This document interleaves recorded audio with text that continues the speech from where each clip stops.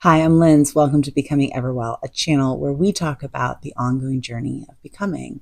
In today's life learning episode for Midlife You, we are talking about when aging makes you feel like you're losing your mind. I make sense of life by writing about real everyday stuff that makes us who we are. Some of these snapshots are fun, some are more serious. Maybe they'll open up something in you too. Let's grow. My brain's been shorting out more than usual, like in these few instances. First, my son's phone went missing. Eventually, we discovered the ringing thing in the kitchen drawer that's not used for electronics. After surveying all family members, no one claimed to know anything about the phone's mysterious location. I was the last person to handle the phone the night before. I recalled this much, but have no memory of replacing it in said drawer. Signs point to me being the culprit, but my brain cannot confirm it. Also, I made a favorite breakfast of peanut butter and banana on toast with cinnamon sprinkles and honey drizzle. As I reached into the spice drawer in search for cinnamon, I grabbed cumin instead, momentarily thinking that I'd found the appropriate spice.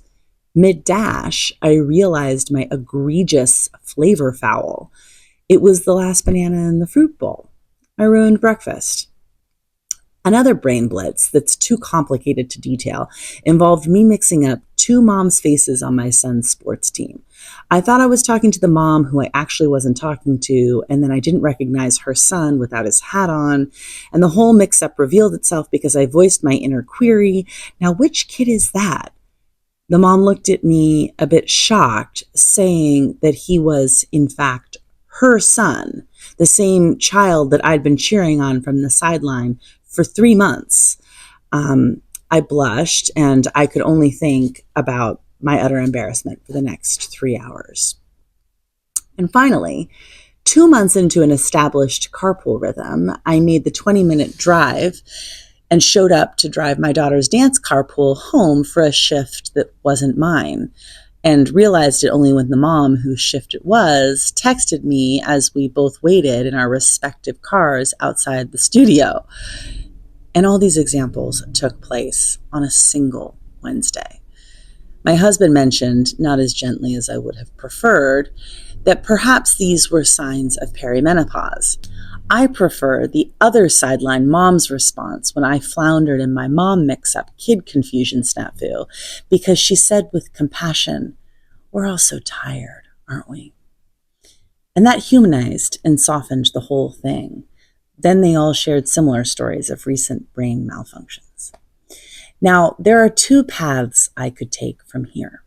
One path could be I worry. I Google early onset dementia. I start doubting myself and even gaslighting myself when it comes to my memory.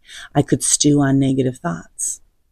Or the other path could be I take a beat, laugh about my blunders, and remind myself of Jim Kwik's work on memory, learning, and brain health. I choose path number 2.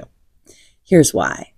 Jim Kwik self-describes as a brain coach, and 5 years ago, I enrolled in one of Kwik's online courses to help improve my memory so that I could pursue public speaking with more confidence. And I highly recommend getting into Kwik's orbit if you're not already. He is brilliant and an inspiring teacher for all learners.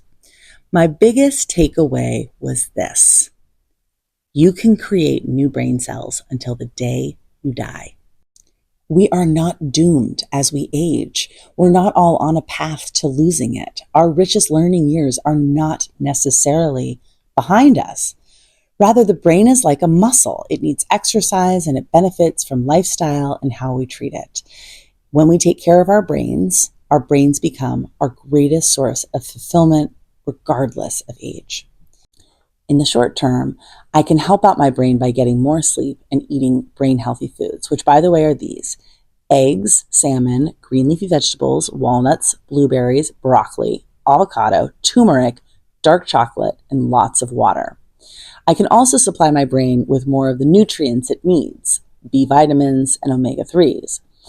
But when it comes to the long term, Jim's teaching reinforced 2 huge lifestyle choices in the caring for brain health.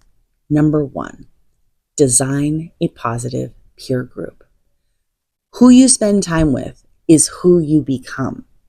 When your people encourage you, challenge you, and hold you to a higher standard, your brain performs at its best. This is common sense, I realize, but our lives aren't necessarily designed in accordance with what we know. Lean in, my friend, to the peers whose warm light brightens your flame. Number 2, commit yourself to lifelong learning. I recall Jim saying that new learning adds years to your life and life to your years. In other words, by being consistent with new learning, you add longevity and meaning to your life. For me, this is why I've just taken up learning playing mahjong. Cracks, bams, dots, anyone? And why I read and write every day about the human spirit. What are your learning arenas these days? My brand of contributing to content that's worth learning is what I call life learning. If you've been following along, you already know this. I get notes of thanks, validation, and encouragement in my inbox every week for my content that derives from the proverbial school of life and the more intimate environment of school of self. Our relationships with loved ones, our encounters with strangers, our reflections within ourselves, our curiosities about humanity, and our stages with growth provide fertile ground for new learning. And I've dedicated this platform to exploring it all. Thank you, by the way, for choosing to pursue aspects of your lifelong learning commitment alongside me. I consider you to be part of my circle because you're here.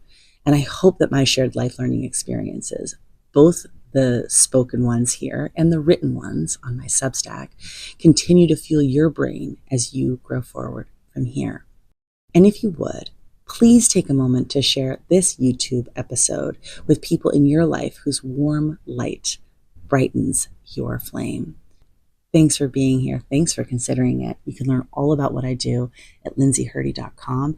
And I encourage you to check out my Substack, lindsayhurdy.substack.com. Please give it a thumbs up if you've liked what you've heard, or if you like me. It helps me grow, and that's what I'm trying to do. That's my goal.